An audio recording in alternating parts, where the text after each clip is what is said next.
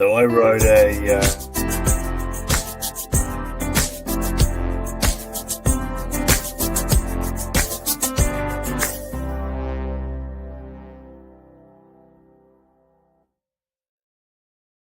Hello, everybody. Welcome to CeipChat, your weekly podcast for everything disability. Today I have with me Jonathan Shah, EBD, Hello. Phil, hi guys. and Amy. Amy, and myself, David D. Today we're going to be talking about uh, does supported employment pass the pub test? On to you, EB. Thank you very much, David. Hello, everyone. Yeah, yeah. Welcome to Scripture. Can you please like and share? And if you got any comments, please put it in the comment boxes. No worries. Thank you very much for that, David. Hello, everyone. Welcome to Scripture, your weekly podcast on everything disability. As David mentioned, please like and share. Welcome, everyone. So, this episode will delve into the concept of supported employment for individuals with disability in Australia, examining its structure and the controversies surrounding wage assessments and the real life impact on workers. We'll explore whether supported employment stands up to the public scrutiny, the proverbial rub test. But firstly, welcome everyone. Welcome to the show. Phil and Amy, before we do get started, please tell us a bit about yourself. What do you do? Amy, why don't you go first? Ladies before gentlemen. So I'm a sibling advocate. So my brother David, he has a significant intellectual disability and a physical disability as well. And because of the severity of David's disability, it creates real barriers to self-advocacy. And because of those barriers, I'm part of an organisation as well called Our Voice Australia, and I'm the vice president there. And Our Voice Australia really exists to give a voice to those people with significant disability who would otherwise not have a voice in the conversation about employment policy and reform. Cool. Very good. And I'm Phil. I'm Phil Hayes-Brown, and I'm the CEO at Wallara in Melbourne. We're a disability support service. We employ around 250 people in supported employment, and I think it's a really important option for work. And I also have a daughter who's 22, and Phoebe is nonverbal and has an intellectual disability. So she's an NDIS participant, and she volunteers at a couple of places at the moment. I'm not sure whether she will get into paid work, but I really do think about that population with significant disabilities and their right to experience work. So yeah, that's what it's about. No, thank you for that, Phil and Amy. Welcome to the show. Actually, let's get started. So, explain what supported employment is and its role in employing approximately 20,000 adults across Australia. So, do you feel? Okay, well, I'll kick it off, and Ames, you and I can take turns on some of these. We'll just play it by ear, but I'll give it a crack to start with. So, yeah, as you said, about 20,000 people are in supported employment across Australia, and doing a whole variety of different jobs, and most of these workers are receiving a disability support pension. Because they have some barriers to work, and then they also are working and receive a wage for the jobs that they do. And over time, there's been a whole lot of different wage tools, if you like, that have been used over time, but they basically are trying to assess in a very difficult task to work out, productivity, isn't it? It's not easy to work it out. But they're trying to sort of say, okay, well, if you do half the job of someone who doesn't have a disability, then you should be getting half that wage and on top of your pension and any other benefits. And you have the right to be part of the workforce as well, regardless of those barriers to work. So that's supported employment. And Ames, you might want to chip in a little bit on. Yeah, probably two things I'll say. The first is that my brother David, he was a supported employee for over 15 years in WA. So I witnessed firsthand how much value these workplaces provide for people with significant disability.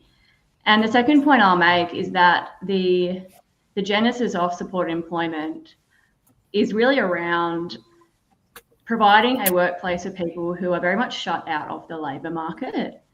And if you think about a mainstream workplace, so you might have a gap in the business or someone might leave your organisation, and when that person departs, there's now a demand for that role. There's this role that's not being filled. We're going to go out to the labour market and we're going to recruit and we're going to hire for this role that the business needs. Supported employment operates in almost the opposite paradigm. And I think it's a really useful framing when we talk about the wages, because when someone comes to Alara and wants a job, Phil says, absolutely, I'm going to open my door, come on right in. It doesn't matter if there's a job available or not. It doesn't matter if the business needs that person or not. All that matters is that there is a person here with a disability and they want a job, and we're going to create space for them in our organisation so they can experience the pride and joy and privilege of work. That's a pretty good. I have a Sorry, question. Yeah, go ahead. So if you want, you can continue. Now, you with the employment. Okay, yes. we know people with disability get a pension. Now, it does get affected with some pensions, and some pensions don't get affected.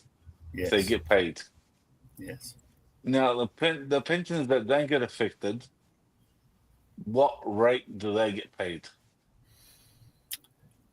Well, I think what we're talking about here is something that we would like to see change a lot, because it's very unfair. But under the rules of the disability support pension, you're allowed to earn about $200 a fortnight. And then once you earn over that level, the government starts taking money away from your pension. So you're losing 50 cents in every dollar after that.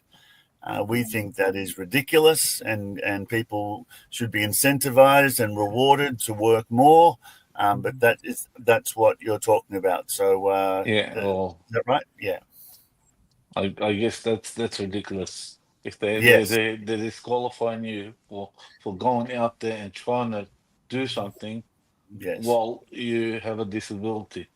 Yes. Now They I can tell you Okay. I can tell you something that'll make you even more angry, because it makes us angry. If you are an aged pensioner, you are allowed to earn more money than that before they start taking away any of your pension. And Amy and I and a lot of other people do not understand why there would be one rule for that pension holder and a different rule for people on the disability pension. We think it should be the same, and we should be encouraging anyone who has the ability to work to get out there, and they should be rewarded for working more. Understood. Exactly. Now, thank you for that, David. Ideally, yeah, look, it doesn't make sense. As people with disability, we have rights. We have the right to work, earn a suitable wage. So thank you for bringing that up. So building on our conversation, discuss the use of the pro rata wage tool. So created by the federal government and endorsed by the Fair Work Commission, which determines wages based on an individual's assessed work capacity. Yep, go ahead. Yeah, let's have a chat about this difficult topic of pro rata wage tools. And there were, over time, and again, Amy will do a better job than me, and together we'll do the best job we can. But over time, there have been lots of different types of wage tools. Well, ARA used to have its own wage tool, and we used to apply that tool ourselves and measure this as best we could. But over time, everyone has given those tools up, and we've all got behind, one tool, the same tool. So that's a good thing, that at least we're all using the same thing. And the assessment is now all done by independent people who turn up to the workplace and take some time to do the difficult job of measuring someone's output. That's the task, and that's happening all around the country. And it's not easy, of course, doing this. But the Fair Work Commission has looked at this for a long, long time, and they are the independent umpire around this. There are some people, guys, who hate this tool, and we shouldn't be using it at all. And they think that if you move, let's say someone without a disability moves 20 widgets in an hour. I know that I'm being a bit simplifying this a lot. Let's say that 20 widgets an hour is a productivity for someone without a disability, is the starting sort of level. And let's say someone moves 5 widgets in that hour due to their disability and other barriers. Then the tool is trying to say, well, given that productivity, what is a fair discount on the regular wage? And so if it's 5 versus 20, then you'll be getting about 25%. Yeah, that's right, exactly. So not easy to calculate that, but we do it together with the independent assessors. As we know, some people at work have good days, they have bad days. So if we think a worker is worth X, but the assessor doesn't think so, we'll argue. We were always trying to get those wages up to be fair and to pay those wages and see them rising over time as people learn more skills. So that is the pro rata wage. And Amy, you might want to chip in again. Yeah, I think as well, the supported wage system, I think the intent of it's really important as well. And we've got a big umbrella problem, which I'll just say is society with a capital S, okay?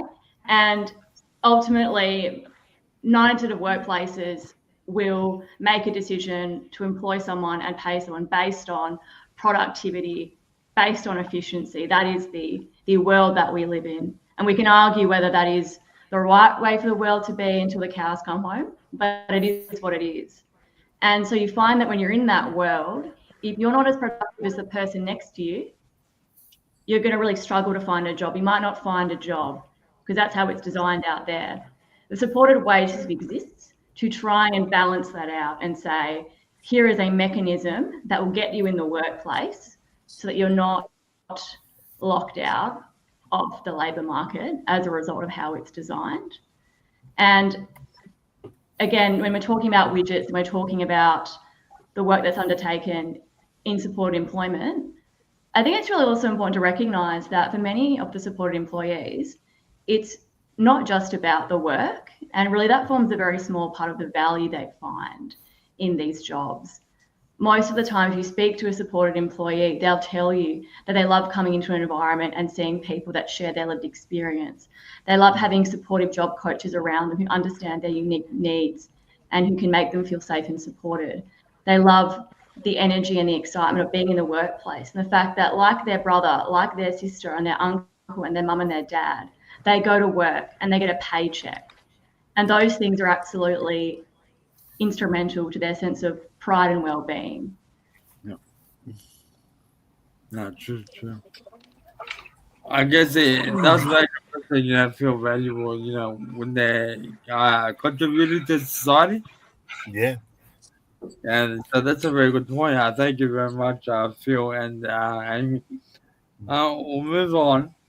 So, describe how the wage assessment tool functions when individuals' productivity is compared to that of a worker without a disability, resulting in a corresponding percentage of the standard wage. Yeah. Well, I touched on that a little bit with the last one, but I can give you a better answer this time, because it's important to understand how do you do this, and it's a timing-based thing. productivity. How long does it take you to do a certain task? So if it's folding laundry, or if it's making a coffee, or if it's, whatever the job is, if it's packaging, whatever it is, they'll time someone without a disability over an hour or over half an hour and see what output there is. And then that'll be the base figure, and then they'll measure one of our clients with a disability to see how they go. And we've also done timings and measurements ourselves over different times, so that when that assessor comes in, if we think, the level of output typically for that worker is X, but they have a bad day, and they do, maybe they get nervous because someone's watching them or something, or they just have a bad day, then we will point that out to the assessor. But so far, I've got to say that as this process goes on, I think the assessors are doing the best they can with this tool to come up with a very fair answer for each worker, on their output. And it's done in a generous way and an independent way. Remember, this assessor is paid by the government or by someone, not me, to do this work. They're an expert in applying this tool, and we want those wages to be as fair as possible. Question. And when there's so I'm just wondering, do they put just an average on a certain person? But every person's got a different disability. Yeah, that's right. So you can't put one disability can do this much as this other person. Yeah, well, basically, if we're talking about widgets or making coffees, let's say the answer is, as we said, maybe 20 an hour or whatever this thing is, then regardless of your disability, if you can do 5 or 10 or 15, whatever your output level is, that will determine your percentage. Yeah. So everyone's assessed separately? Yes, correct. Okay. Correct. Thank you for that. So, Amy, do you have anything you want to add?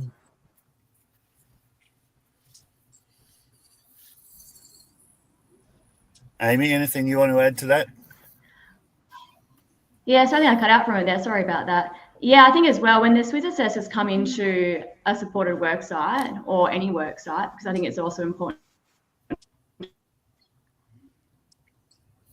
to acknowledge workplaces as well. But when they come into a work site, in their handbook, they've got a few requirements around checking to make sure that there's been appropriate, reasonable adjustments made for that person. Have they received training? They've got some considerations as well. So the assessors, are looking out to make sure this person they're assessing, they are operating at their optimum as well, and they've been given the tools and the training to do that. Yep. Thank you very much. We did lose you there for a few seconds, but thank you very much, Phil and Amy. We'll move on to the next question. So, when we talk about the disability support pension, explain exactly what it is, including eligibility criteria, such as having an intellectual disability with an IQ of say less than 70. Yeah, well, I guess the rules around how you qualify for I'm not an expert on the disability support pension. I try to understand it, but everyone that comes to us looking for a job has a DSP, a disability support pension, and they're trying to manage that as best they can. So they've qualified, and it's all about. I mean, the DSP was created because, as we said earlier, some people have barriers to work, and so this reflects that, and it's a work supplement, given the disability. The IQ level is one of those criteria, and I know that, hey, that's not an easy thing to measure either, guys. My daughter, as I said, is nonverbal, and she went to a special school, and they assessed her IQ, I think, under 70. And that's what led to her school pathway. So not easy to measure and assess these things, but that's the process. And if people knock on our door, everyone in support employment that I know is on the DSP. And if they're not on the DSP, then they don't have that barrier. They haven't qualified for that, and so they have more chances to go and find work. Thank you for that. Awesome. Amy, do you have anything you want to add? Yeah, when the Fair Work Commission was looking at the wage structure for support employees, one of the findings and observations they made was the fact that when you look at the supported wage and the DSP together, it comes out pretty much around the minimum wage. And they found that to be a very relevant consideration in designing the wage mechanism, so much so that it's actually a legal requirement that if you are to be paid a supported wage, you need to be eligible for the DSP. It's part of the requirements. There are probably a few exemptions around migrants or whatnot, but by and large, over 95% or 90% support employees are on the DSP, and it's a legal requirement around that. And guys, first of all, I want to say thank you for your interest in this topic and giving us this opportunity to talk about it today, because Amy and I, are trying to get this discussion happening, and it's great because sometimes, guys, you see a headline that says someone's paid $4 an hour and it's a sweatshop or it's modern slavery, and how could anybody live off $4 an hour? And Exactly. we think that headline is really unhelpful. It's not fair. It's not telling the proper story. It's not giving people the right information. And, you can still have an opinion at the end of the day, but let's all be talking about the right information in this important story. So thank you for the opportunity. No, thank you very much, Phil and Amy.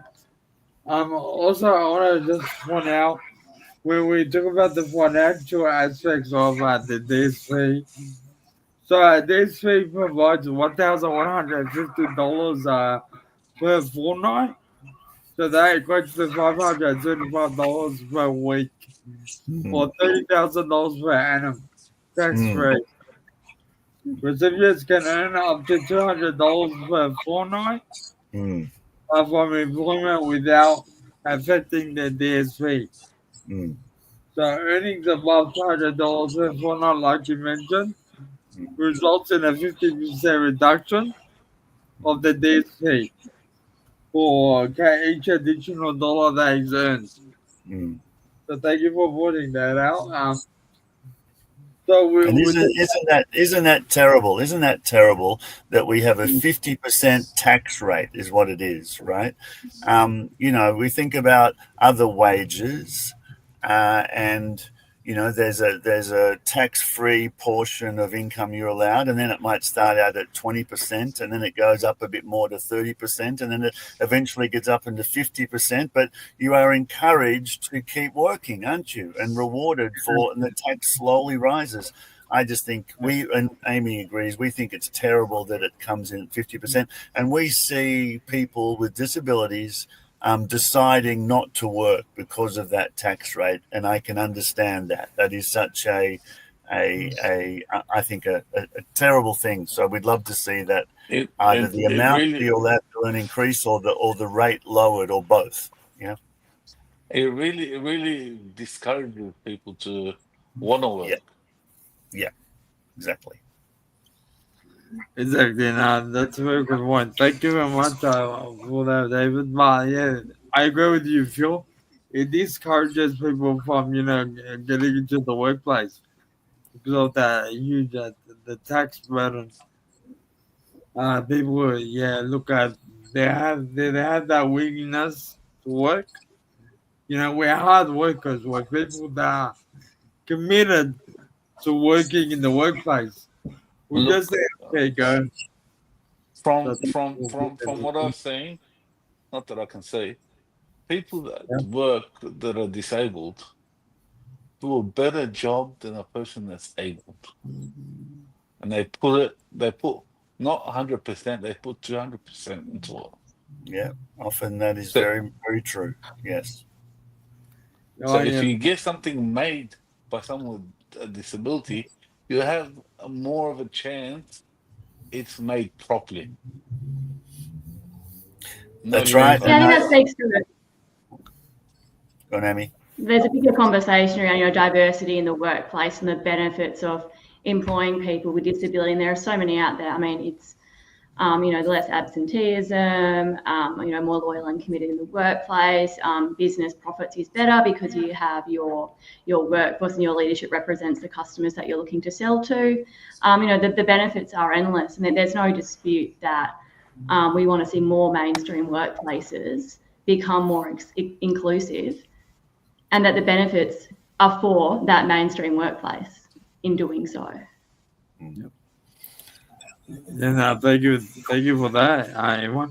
We'll talk about the criticisms when it comes to supported employment.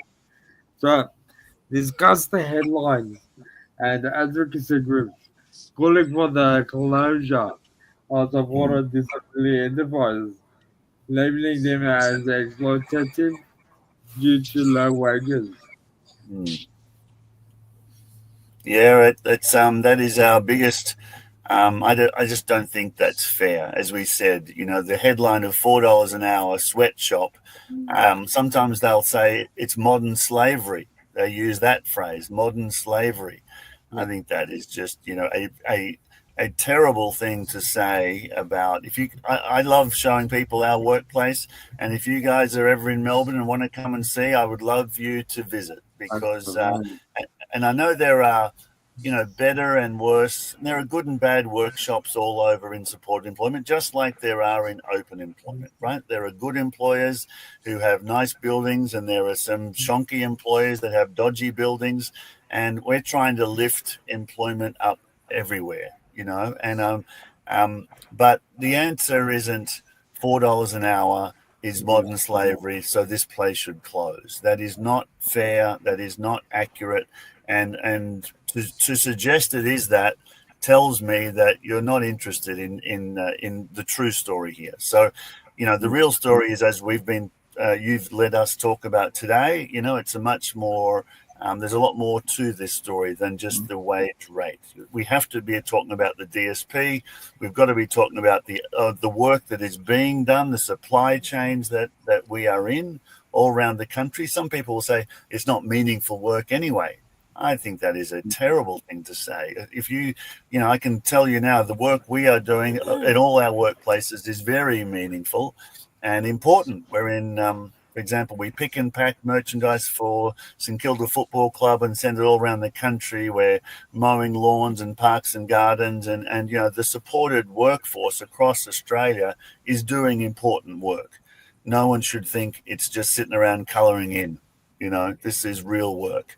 And yes, the groups that don't like it have lots of reasons why they don't like it, but the wages is on the top of the list. And there's some other things that they don't like too, like they'll say it's segregated and cut off. Yeah. Could you say that people don't like it? Some people don't like it because it takes away from mainstream people wages.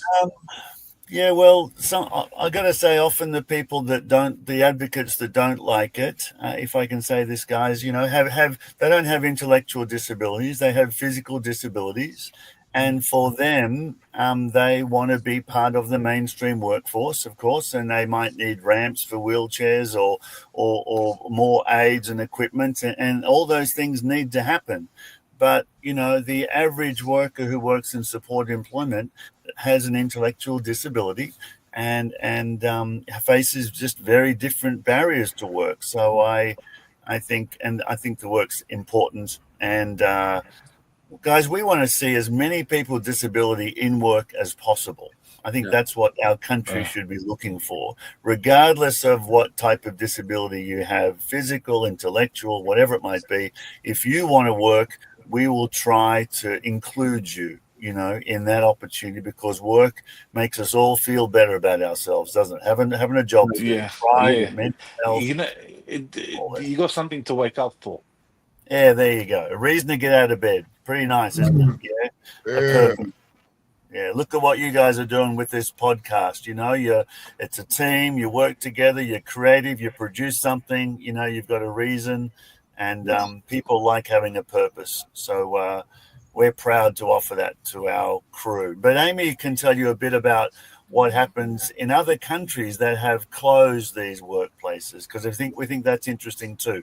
Amy, over to you. Thank you. Yeah, it is interesting, Phil. This discussion that's happening in Australia about supported wages is occurring in the US, it's occurring in Canada, it's occurring in New Zealand, and we're all having this debate and this discussion. But what we've seen in the United States, and certainly what we've heard on the ground as well from advocates over there, is that when a decision has been made to phase out supported work sites or supported wages, the workers that are impacted by that decision do not end up moving into competitive or open employment. So they lose their current job because of these policy settings. And then the upshot is the vast majority move into community participation. They start doing recreation activities, or they're stuck at home having milkshakes through the TV, as one family member told me, and they're not working anymore. And that's really, really devastating for that individual, because they had so much pride and joy in going to work.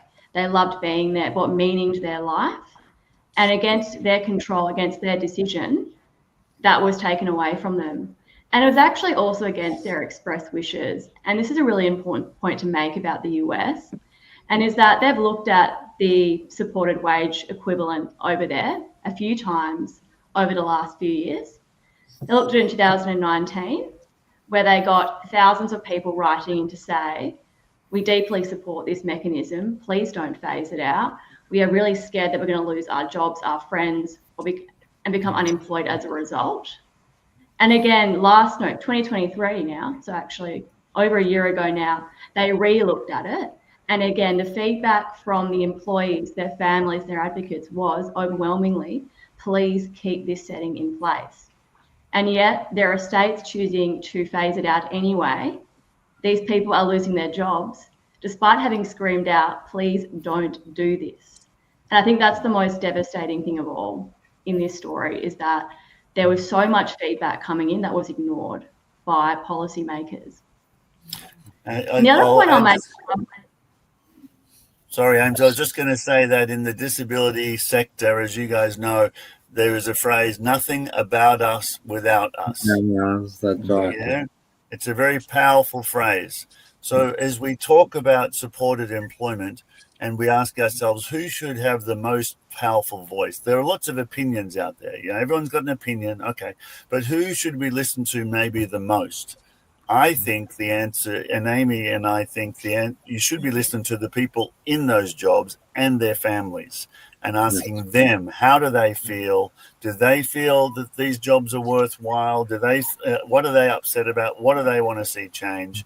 And not be driven by people who've never worked in these workplaces at all. Yeah. No, thank you. Well, a lot of people, I think, are looking more about productivity and money making. Yeah. Exactly. Amy, do you want to add anything? Yeah, I think I'll think about my brother for this one to answer this question, because I think it's really important when we talk about supported employment. We don't necessarily cast our own lens over it. So my brother and I, we grew up together, but we're on very different life paths. And what I mean by that is that I graduated from school. I went to university. I graduated there. I got started a career. I bought an apartment. I've got my driver's license. And I've hit all of these typical adult milestones. Unfortunately, by virtue of the severity of David's disability, he needs 24/7 care. He'll never have the opportunity to live independently for his own safety and his needs. He won't have the ability to drive or go to university, get married, have children, go to the pub by himself and have a drink, all those things that we take for granted. But what he does have is the opportunity to work, to have a job. He can knock on the door of a supported employment provider and say, hey, I'm here and I would like to work. Because working is one of the biggest adult milestones that we have. And the supported employment provider says, yes, as I said before, we open our door to every ability here. come on in, we'll find a job that suits you. So when we talk about ending support employment or its faults, it's actually, for many people, their strongest and perhaps only tether to having a normal life. Yeah. Well said. Well said. Thank you very much, Jamie. So moving on. Discuss whether the pro-rata wage system respects the dignity of workers with disabilities or if it requires reform. Yeah, well, that's a great question. I mean, we would like to see some reform. Well, we've all agreed today that, well, we won't go down the pension reform. Let's just talk about the wage reform, because certainly the DSP needs some reform, and that tax rate we all said was terrible. But let's just stay with the wages. What we would like to see to stop this focus on $4 an hour or $5 an hour. First of all, just for the listeners here, $4 an hour or $4.80, I think there's a minimum amount, and then there's all the way up to 22, 23. I've got people at our organization who are on 35, $40 an hour and have grown their wages, all the way through. So there's a whole spectrum. But we are talking about pro rata wages here. And I would love to see the pro rata wage and the DSP talked about together instead of separately. Yeah. And that's what they call the social wage. And if you say, well, I earn this much from my work and I get this much from my pension. And so that means each week I get X dollars per hour if I think about that combined. Yeah. Because no one is being asked to live off $4 an hour. And even asking that question is ridiculous. Right? That just tells me you're trying to just cause, to make everyone still feel like there's exploitation, and that's not a fair question to ask. So let's talk about the wages and the DSP together, and then divide that by the number of hours that person works over the week and see what that looks like, because that's a very different figure. That's a very different number when you think about it that way. Yeah. Yeah, it's a different figure, different amount. But is that before tax or after tax? Well, the DSP is not taxed, right? It's not taxed. Yeah. So, and then the wages are, so certainly, and we talked about the problems with the pension now. So there's a bit of work to do in all this, isn't there? There's a bit of work. But the idea, we think the pro rata wage, the pension, together, and then let's change that tax rate at 50 cents after $200. That's bloody stupid. You should be able to earn a lot more, and then the first tax rate should be about 20%, and then it slowly should rise. So there's a bit of reform needed, but we want that reform to happen in a way that protects these jobs and lets more people join the workforce. I remember I used to get the DSP. Yeah.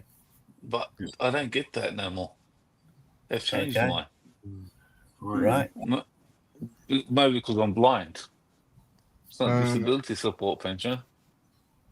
Oh, yeah. It's a disability pension. Blind disability pension.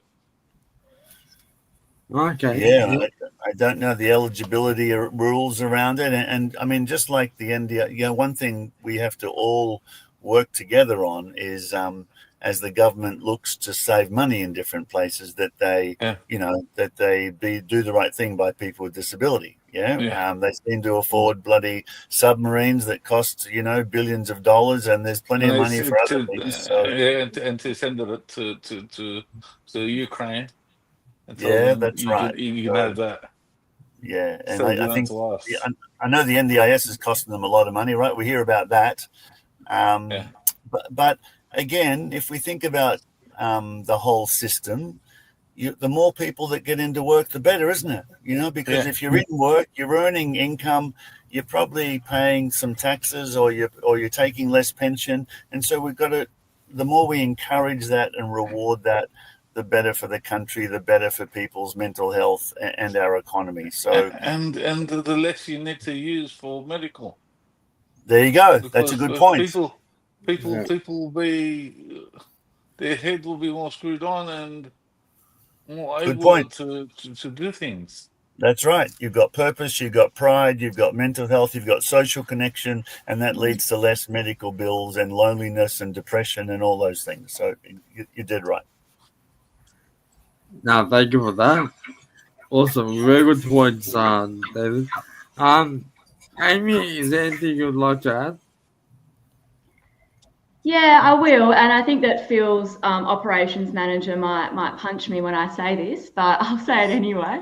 One thing that I do believe requires reform about the supported wage system is that if I am in open employment, I'm legally entitled to a new wage assessment every year.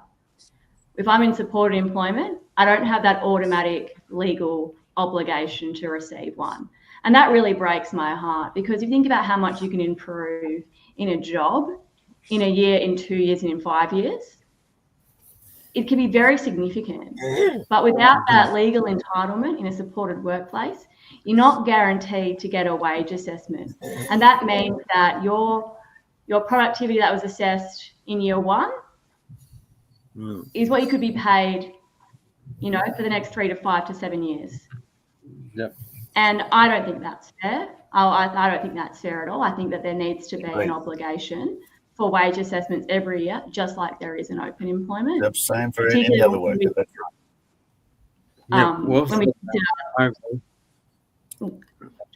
I totally agree, but that was all said. Yeah, there needs to be a wage assessment, for everyone. Yep. All workers should be treated the same process, same systems, same review, annual reviews. That's right. Exactly. Thank you both. Phil and Nate. Once productivity can increase as they get more experienced. That's right. That's right. And we are at our place, and I'm sure in other places, because I know I talk to a lot of people in the sector, we are seeing wages rising through this tool, and our wages are rising. The average wage in the country is about $9 an hour, right? And that over time has risen. And again, it's good to see people earning more, but we just like people having choice, variety, pride, and the chance to be work with companies and to have a reason to get out of bed. So yeah. Yeah. Now, thank you for that, Phil. Awesome. So Phil, Amy, discuss potential pathways for reform, such as adjusting wage assessment tools, increasing funding for support services, or developing alternative employment models. Yeah, well, we talked a bit about the reform pieces and the pension and the tax and how that we shouldn't be talking about $4 an hour or $5 an hour. It should be with the DSP and talk about this social wage. Are you receiving a social wage or not?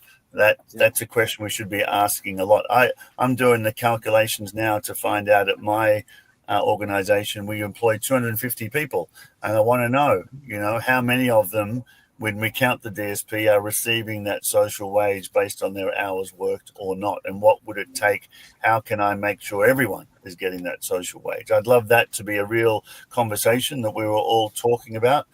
But the other thing that I see happening here, guys, and Amy knows this too, is that we have been active now in helping some of our workers try and find work in open employment on a full award wage.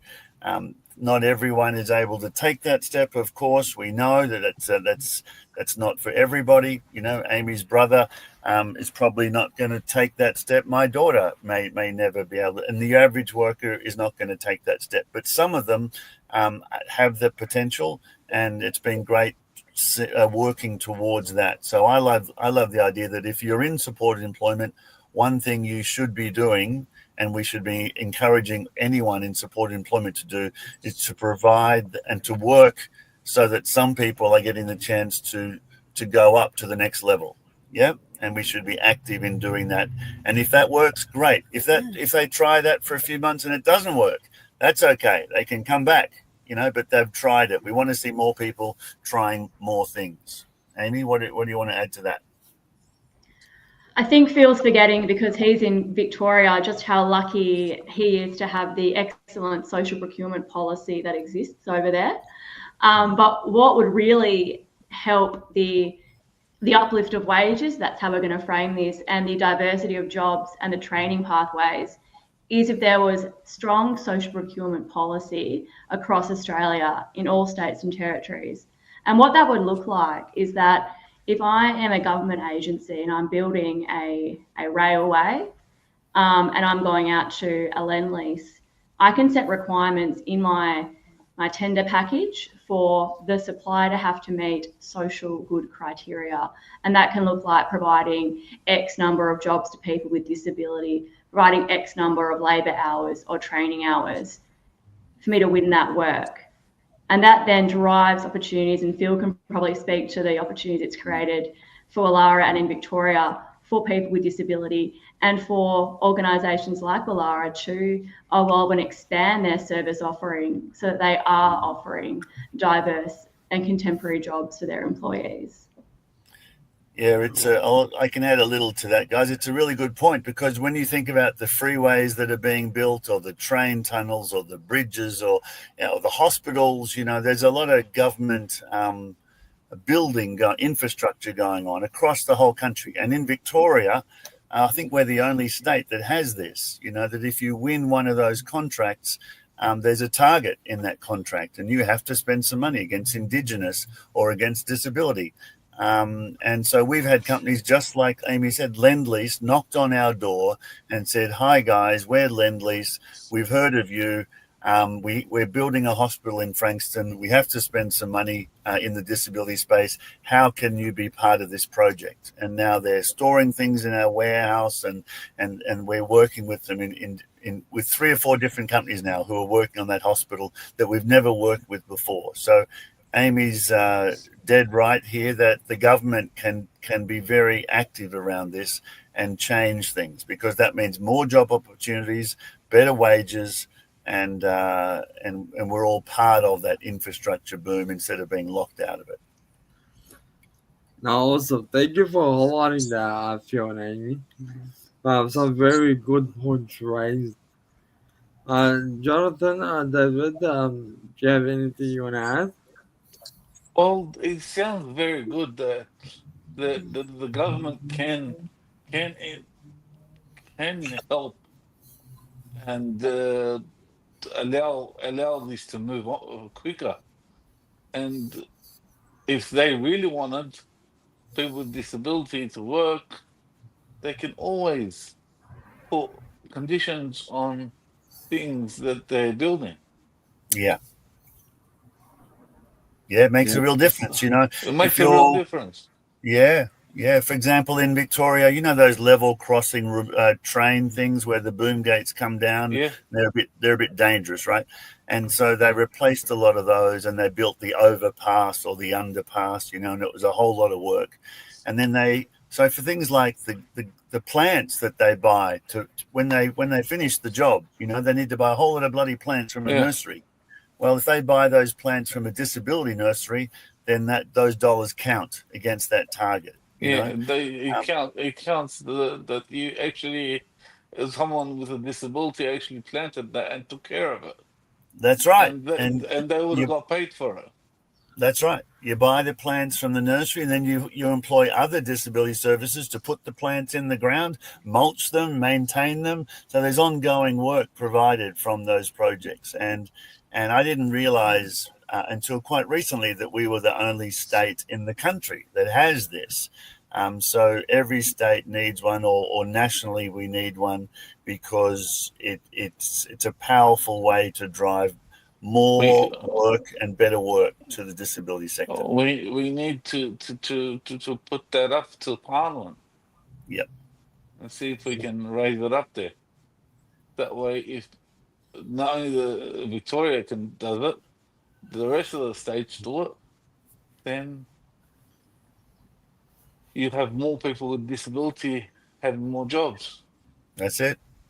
That's it. Call to action, man. That's awesome. No, thank you for that.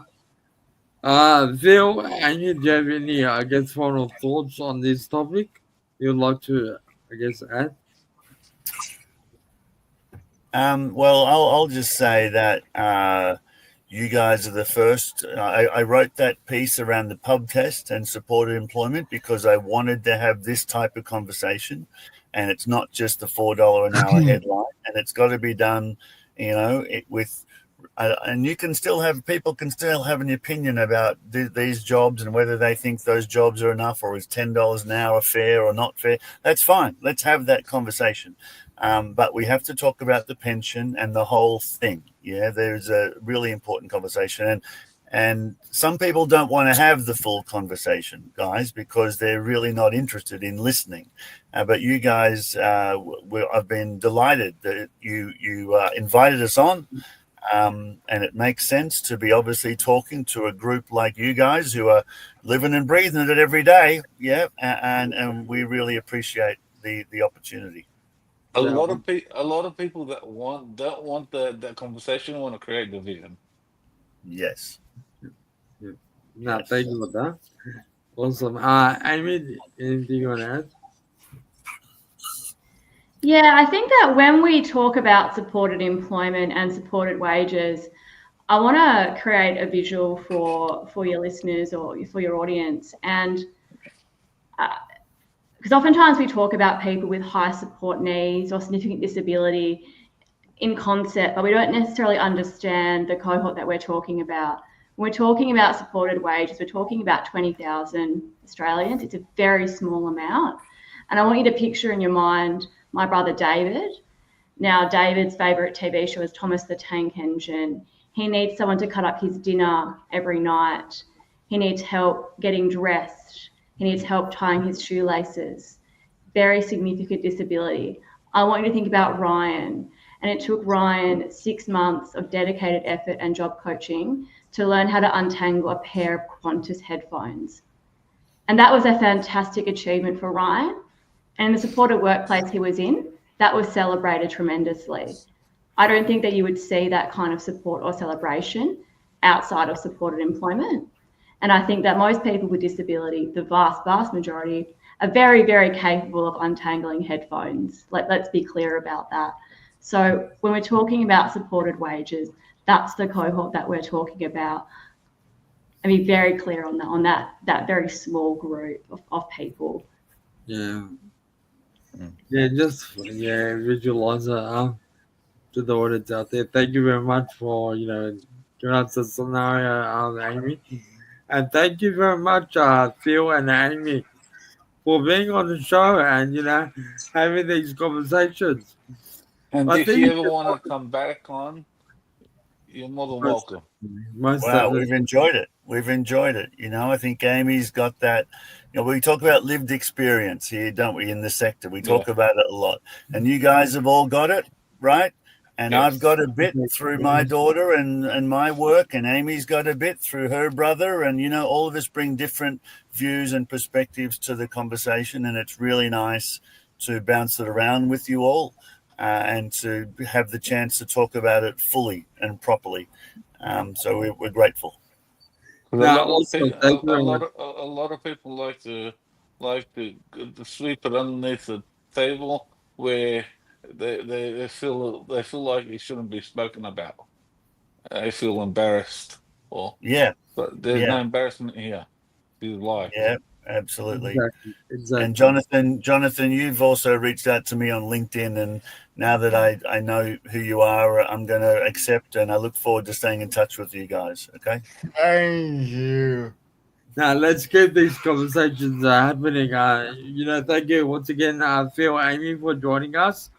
It's been a pleasure, having you both on the show. We look forward to further having you on the show later on. For everyone out there, if you watch a group chat, you're working a podcast on everything disability, join us next week as we talk about more issues related to this really world. For now, goodbye. Bye. Thanks for having